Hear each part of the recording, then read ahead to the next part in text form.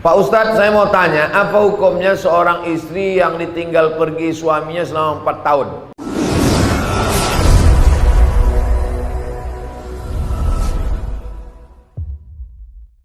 Pak Ustadz, saya mau tanya, apa hukumnya seorang istri yang ditinggal pergi suaminya selama 4 tahun? Berarti suaminya Bang Toib.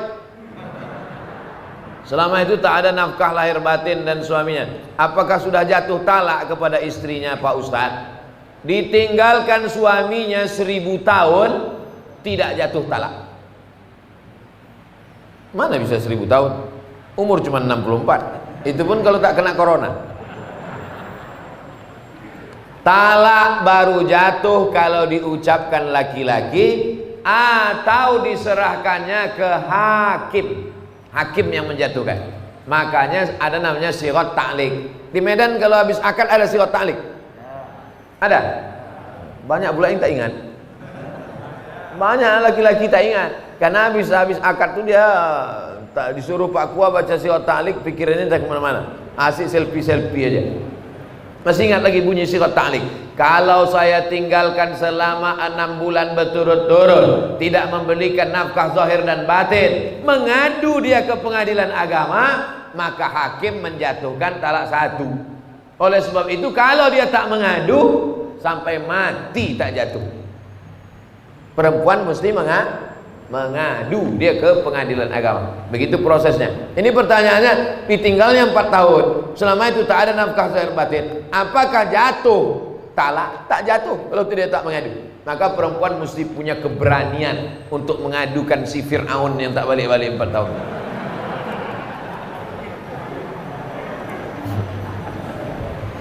Apakah boleh dia menikah lagi dengan laki-laki lain? Lakinya tak balik 4 tahun, lalu diam-diam nikah dia sama laki-laki lain, berarti dia sudah poliandri. Banyak bini, poligami. Banyak laki, poliandri. Banyak tempat berobat, poliklinik. Banyak suara, poliponik. Dulu handphone poliponik. Masih ingat lagi? Besar-besar handphone, bisa melempar anjing. Nah, oleh sebab itu makanya kalau dia mau selesai, dia pergi ke pengadilan agama. Pengadilan agama menjatuhkan, habis iddah 3 bulan, barulah dia bisa nikah lagi dengan suami yang baru. Jangan diam, tiba-tiba nikah dia lagi, bermasalah. Begitu nikah dia hari ini, balik yang 4 tahun itu. Kawat, bersimbah darah. Apabila dia menikah lagi dengan laki lain, sahkah pernikahannya? Tidak sah, karena dia masih dalam ikatan dengan suami yang pertama. Mohon jawabannya Pak Ustadz. Udah aku jawab udah.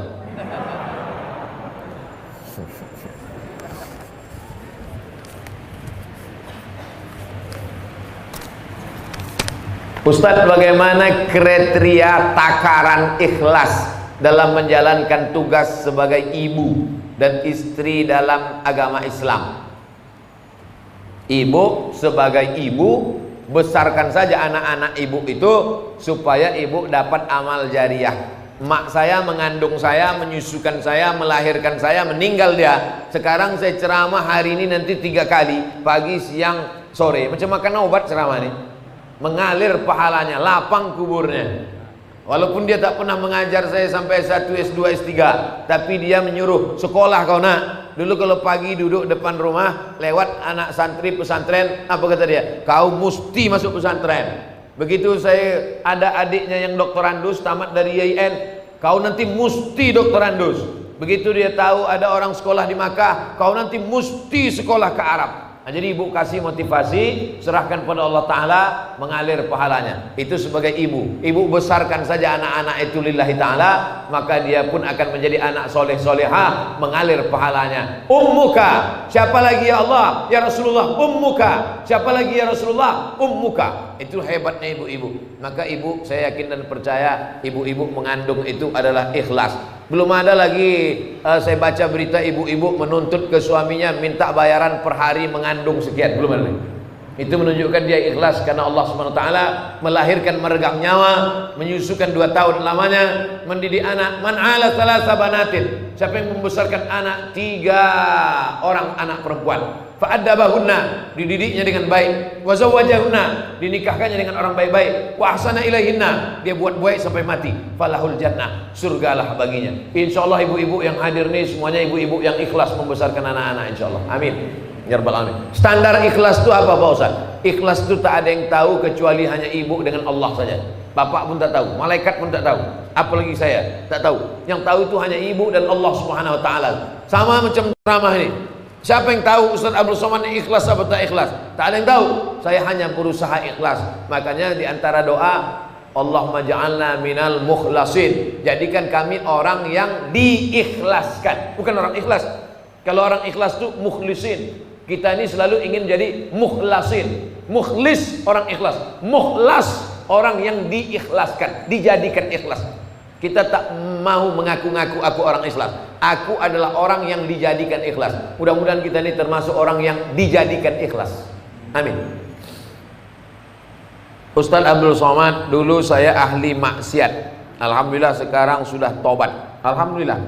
Pertanyaannya, bolehkah saya menjadi imam sholat di masjid? Permisi lu sama pengurus.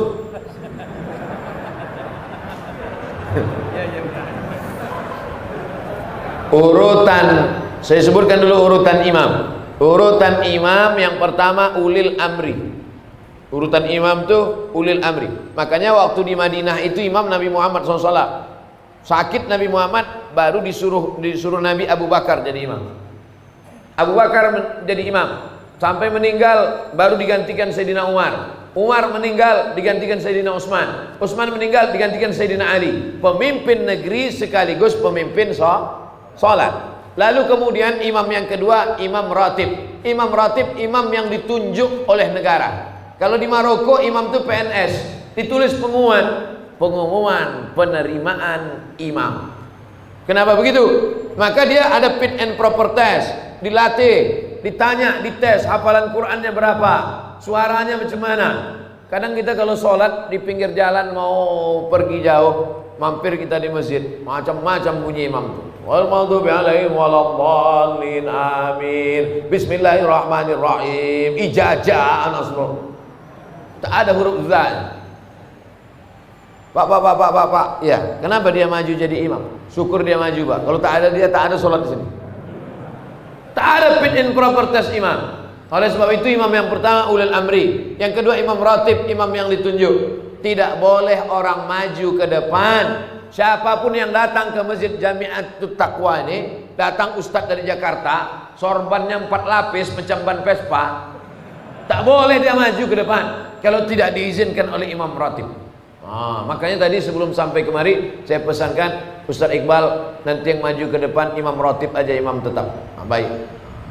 Oleh sebab itu imam ratib kita. Nah, tadi pertanyaannya, orang yang sudah taubat, bolehkah dia jadi imam? At-taibu minadz dzambi kama la dzambalah. Orang yang sudah taubat, dulu sabu-sabu, narkoba, pezina, perampok, garong, semua sudah dia buat. Taubat dia, taubat nasuha, maka dia sudah suci sesuci-sucinya. Innallaha la yaghfiru ayyushraka bihi wa yaghfiru ma duna dzalika liman yasha. Allah tak menerima ampun dosa syirik, adapun dosa selain itu diampunkan Allah Subhanahu wa taala. Illa man taba, orang yang bertaubat, wa amana, beriman, wa amila amalan salihah, beramal soleh.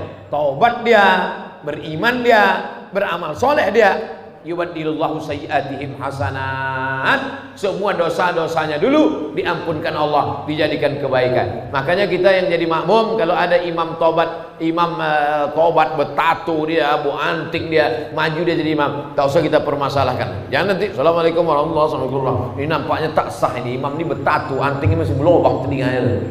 Ini nampaknya imam ini mantan funky ini, anak funk ini. Jangan, tak usah permasalahkan lagi, karena dia sudah tobat nasuha. Ada di Jepang itu yakuza.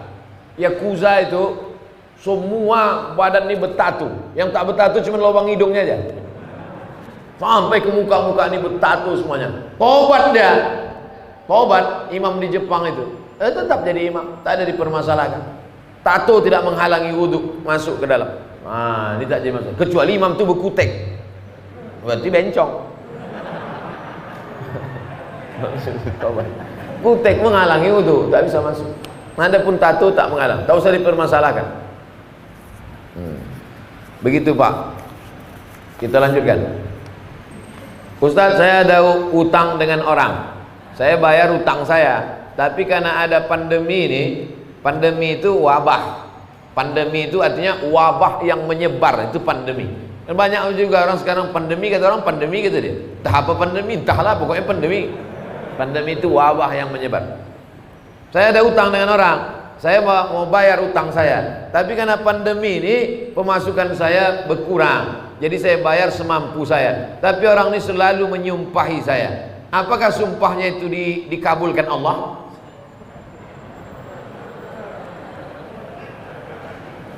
Utangnya ada 3 Pak. Ibu, utangnya ada 3. Yang pertama, ya ayyuhal Al-Baqarah 282. Ya ayyuhalladzina amanu, wahai orang beriman, idza tadayantum bidainin, kalau kau menjalin transaksi utang piutang, ila ajalin musamma, sampai batas tertentu, faktubuh, tulis. Ini jenis utang yang pertama, on time, tepat waktu. Kapan kau bayar? 1 Januari. Tahun berapa? 1 Januari. Tahun berapa? 2020 apa 2021? Ah, tulis. Wastashidu syahidaini min rijalikum. Ada 2 orang laki-laki jadi saksi. Illam yakuna rajulaini, kalau tak ada 2 orang laki-laki, farajulun, 1 orang laki-laki, wa imra'atani, 2 orang perempuan. Begitu tegasnya. Ayat paling panjang dalam Al-Qur'an, Al-Baqarah 282, tentang hutang. Ini jenis yang pertama, on time. Yang kedua, fa in kana zu usratin fa naziratun ila maisarah. Ah, inilah yang masuk kategori tadi. Kalau dia kesulitan karena pandemi, bisnisnya tak lancar, bangkrut, fa naziratun ila maisarah. Tunggulah sampai maisarah. Maisarah itu artinya mudah.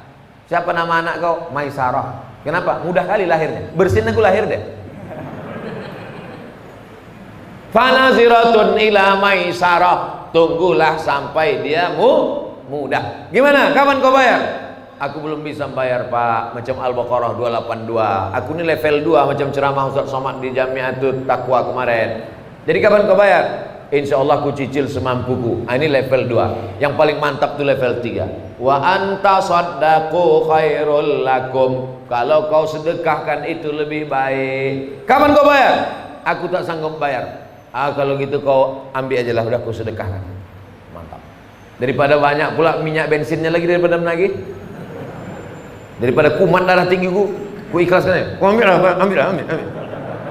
Itu bukan ikhlas, mengamuk.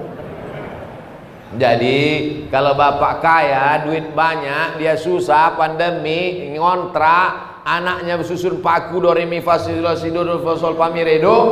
Maka pakailah level ketiga. Tak sampai hati aku menagihnya, udahlah kau ambil aja lah, aku sedekahkan lillahi ta'ala. Kau doakan aku murah rezeki, panjang umur, tapi sesudah ini jangan kau ngutang sama aku lagi ya. Nah, jenis yang ketiga. Tapi kalau bapak termasuk orang yang juga kurang mampu, pilihlah level yang kedua. Memberi bantuan orang itu baik, tapi gara-gara sumpah serapah hilang pahala. Qaulun ma'rufun, ucapan yang baik, khairun, lebih baik, min shadaqatin, daripada banyak bersedekah. Yasma'uha adza, caci maki, sumpah serapah, hamun, keluar kebun binatang. Asal jumpa keluar kebun binatang, asal jumpa keluar kebun binatang. La tutilu shadaqatikum bil manni wal adza. Jangan kau iringi perbuatan baikmu dengan perbuatan yang tak baik. Pak Ustadz, katanya jodoh adalah cerminan dari dalam diri kita. Bagaimana cara kita mendapatkan jodoh yang soleh? Macam mana engkau? Begitulah jodohmu. Kalau kau sholat subuh jam 7, binimu jam 8.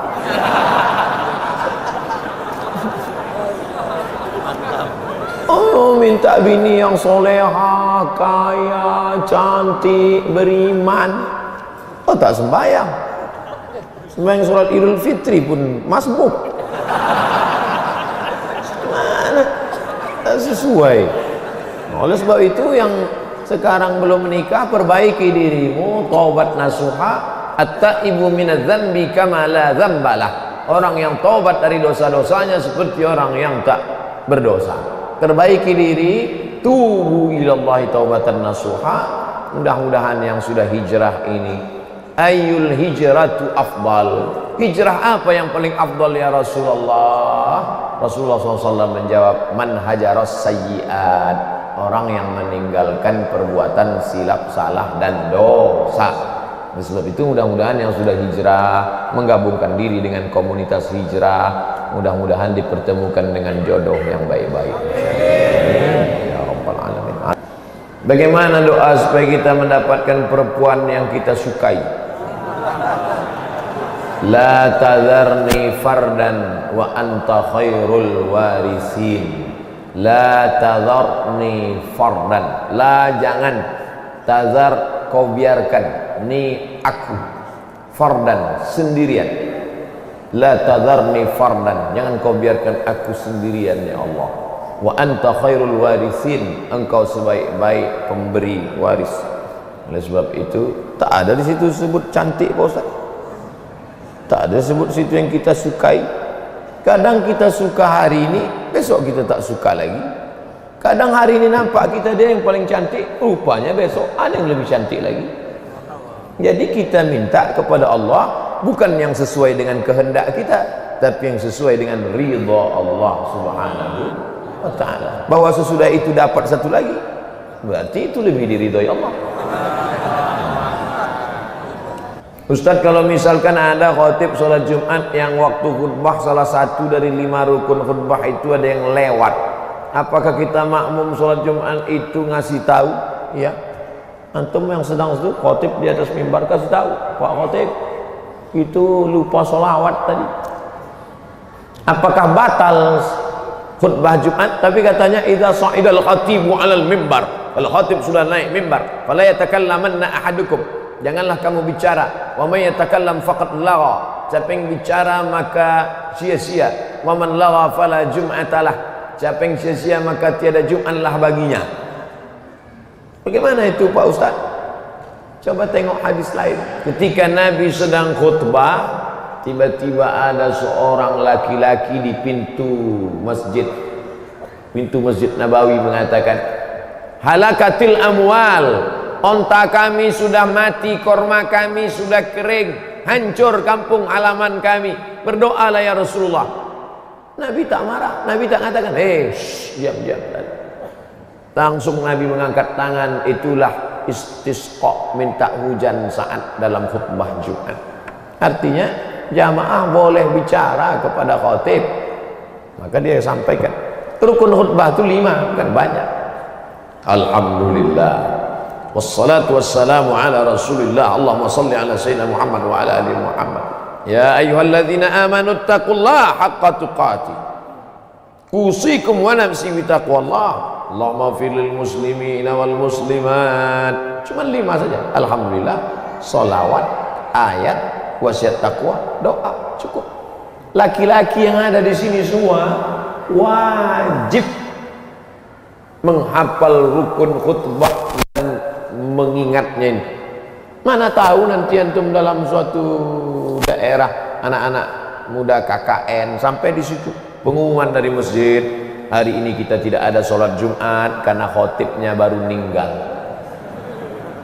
Antum harus naik ke atas, naik antum ke atas, antum baca Alhamdulillah wassalatu wassalamu ala Rasulillah, ya ayyuhalladzina amanu taqullaha haqqa tuqatih, usikum wa nafsi bi taqwallah. Udah, duduk antum.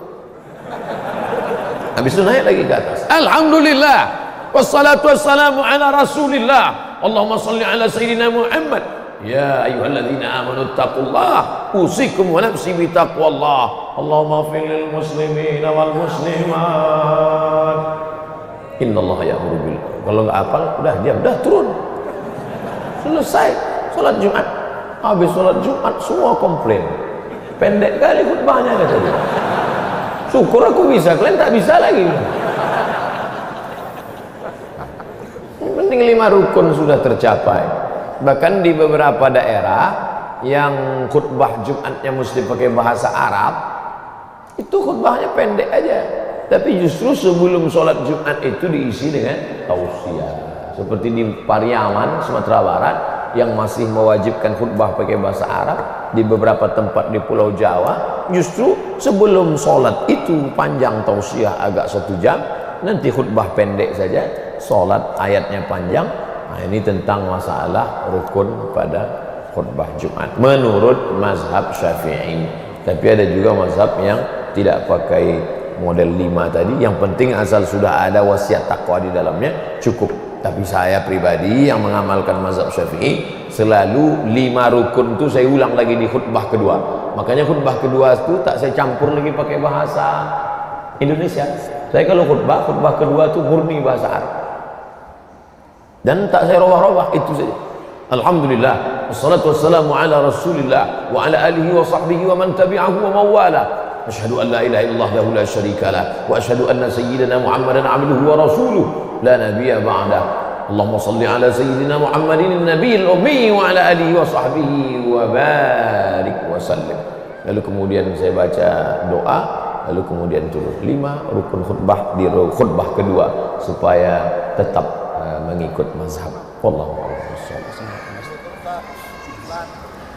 Bagaimana cara menghafal cepat mutqin? Tentu lain tempat, lain ustadz, lain metode yang dipakai. Kami dulu di Al-Azhar 1 tahun 2 juz, tahun 2 juz, tahun 3 2 juz, tahun 4 2 juz. Pertama dihafal sebelum subuh, karena kepala kita masih kosong, memorinya masih kuat. 1 halaman, hafal 1 halaman. Setelah hafal diulang-ulang dalam sholat sunat, qabliyah subuh, qabliyah zuhur, sholat zuhur, qabliyah ba'diyah zuhur, qabliyah asar, sholat asar, qabliyah maghrib, ba'diyah maghrib, qabliyah isya, ba'diyah isya. Kemudian diulang lagi, ditulis. Innallaha la yastahi an yadriba mathalan ma ba'udatan fama fawqaha. Karena metode menulis itu menguatkan. Tulis tumban, dihafal sebelum subuh, terhunjam dia di kepala, diulang. Karena kepala kita ini sama seperti 1 kali baca titik, titik, titik, 2 kali baca titik, titik, titik, 3 kali baca garis, garis, garis, 4 kali baca garis agak panjang, 5 kali baca garis menyatu, 5 kali garis tipis, 6 kali garis tebal. Kuat dia waktu sebelum subuh itu di kepala. Diulang-ulang dalam sholat dengan pertolongan Allah, doa para malaikat, dibantu dengan tulis. Tapi dia bisa juga hilang. Syakautu ila waqi'in su'a hifzi. Aku melapor kepada Imam Waqi' tentang hafalanku yang kacau. Fa arsyadani ila tarkil ma'asi. Dia pesankan padaku, tinggalkan perbuatan maksiat. Di annal ilma nurun, karena ilmu itu cahaya. Wa nurullahi la yuhda lil 'asi. Cahaya tak akan diberikan pada perbuatan orang pelaku maksiat. Oleh sebab itu jauhi perbuatan maksiat. Saya mau minta doa supaya cepat menghafal Quran. Allahumma ansur alaina min khazaini rahmatika. Ya Allah, tebarkanlah kepada kami dari perbendaharaan rahmatmu. Karena yang diberikannya kepada kita itu bukan kuasa kita, itu kuasa Allah Subhanahu wa ta'ala. Ya Allah, tebarkan kepada kami sebahagian dari perbendaharaan rahmatmu, bi rahmatika ya arhamar rahimin, dengan rahmatmu ya Allah. Doa itu sebelum tawakal, pertama usaha, setelah itu doa, habis itu baru tawakal. Cara tidur yang tidak membatalkan wudhu itu bagaimana? Disebutkan dalam kitab ditulis oleh Imam Al-Muzani dan Imam Al-Buwaiti, murid dari Imam Syafi'i yang mulazamah dengan Imam Syafi'i. Mereka tulis yang dalam bidang usul fiqihnya ditulis oleh Imam Rabi' Al-Muradi, itulah kitab Ar-Risalah. Sedangkan dalam kitab fiqihnya disusun oleh Imam Al-Muzani, Imam Al-Buwaiti, itulah kitab Al-Induk. Di situ disebutkan duduknya maaf, cakap. Kedua, apa tempat duduk kita itu apa namanya? Nanti itu saya agak takut saya ceramah sekarang. Pantatnya menempel ke lantai, tidak bersandar. Selama menempel ke lantai itu, duduk antum itu menempel, itu tidak batal, walaupun ngences, walaupun berbunyi, tak batal. Tapi kalau sampai antum maju ke depan, telungkup antum, batal.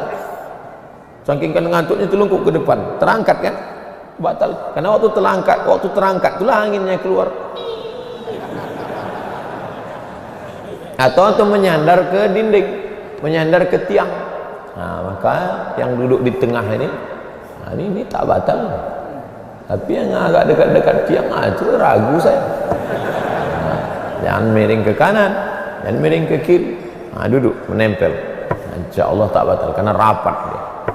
Kalau ragu Pak Ustaz, batal apa enggak batal? Batal enggak batal? Jangan kau batalkan salatmu hatta tasma'a sautan au tajida rihan, sampai kau dengar ada suara atau kau cium bau. Dua indikasinya, terdengar suara atau tercium bau. Karena ada yang tak bersuara tapi berbau. Apakah orang yang meninggal boleh disolatkan berulang kali? Boleh solat jenazah berulang kali, boleh solat ghaib berulang kali, bolak-balik. Nabi Muhammad SAW itu jenazahnya tak dibawa keluar. Jenazah Nabi itu di dalam kamar itu kecil, maka berganti-gantian sahabat solat keluar, solat berkeloter. Yang tak boleh berkali-kali itu menyembelih binatang, tak boleh. Binatang kalau sudah disembelih diangkat pisau, haram hukum. Makanya pisau itu tak boleh ditarik. Sekali. Tengoklah video saya yang motong-motong kurban.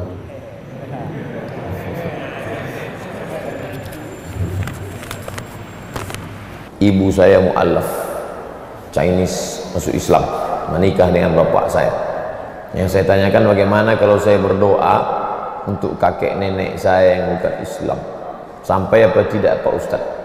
Maka nastighfaru Ibrahim li abihi illa am mau'idatin wa'adaha iyyah. Ibrahim berdoa untuk bapaknya Azar, mati dalam keadaan kafir, lalu dimintakannya doa. Itu illa am mau'idatin, karena janji saja. Karena dulu dia berjanji, la illam tantahi wahai Ibrahim, kalau kau tak berhenti mendakwahi aku, menceramahi aku, la arjumannaka, ku lempar kau pakai batu, wahjurni maliya, pergi tinggalkan aku, pergi sana, pergi. Apa kata Ibrahim? Sa'astaghfiru laka rabbi. Ini dia janji, akan ku mintakan ampun kepada Allah atas dosa-dosamu wahai ayahku, innahu kana bi hafiya. Sesungguhnya Allah mengabulkan doaku. Sudah janji, al-wa'du dain, janji adalah utang. Walladzina hum li amanatihim wa ahdihim ra'un. Orang beriman itu menunaikan janji. Maka janji itu dia tunaikan.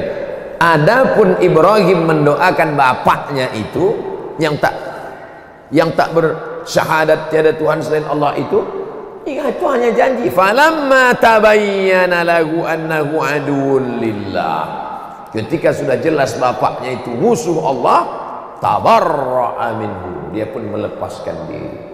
Itu dalil tak boleh mendoakan orang yang tidak ahlul qiblah, bersyahadat asyhadu an la ilaha illallah. Lalu bagaimana kita mendoakan dia? Aku serahkan kepada Engkau ya Allah, serahkan kepada Engkau ya Allah. Seperti Nabi Isa alaihissalam, in tu'adzibhum fa innahum ibadu. Kalau kau azab mereka, mereka adalah hamba. Oleh sebab itu maka kita tidak mendoakan, tak diajarkan mendoakan dalam Islam. Makanya salam pun tidak. La tabda'ul yahuda wan nasara bis salam. Hadis sahih. Jangan kau mulai mengucapkan salam kepada Yahudi dan Nasrani. Tak boleh kita mengucapkan salam assalamualaikum warahmatullahi, karena di dalam itu ada doa keselamatan untukmu, rahmat Allah untukmu, berkah Allah untukmu. Tak boleh. Kalau dia yang duluan mengucapkan salam, idza sallama alaikum ahlul kitab, kalau dia duluan mengucapkan salam, faqulu, maka jawablah balasannya waalaikum, kamu juga. Ala hadhihi niyyah wa kulli niyatin salihah, untuk niat yang baik. Mudah-mudahan anaknya menjadi para penghafal Quran, yang sakit diberikan kesembuhan, yang sudah meninggal dunia dijadikan kuburnya salah satu dari taman-taman surga, dijauhkan dari lubang-lubang neraka. Ala hadhihi niyyah wa kulli niyatin salihah. Al-Fatihah. A'udzu billahi minasy syaithanir rajim. Bismillahirrahmanirrahim. Alhamdulillahi rabbil alamin. Ar-Rahmanir Rahim. Maliki yaumiddin. Iyyaka na'budu wa iyyaka nasta'in. Ihdinas siratal mustaqim. Siratal ladzina an'amta 'alaihim ghairil maghdubi 'alaihim waladdallin.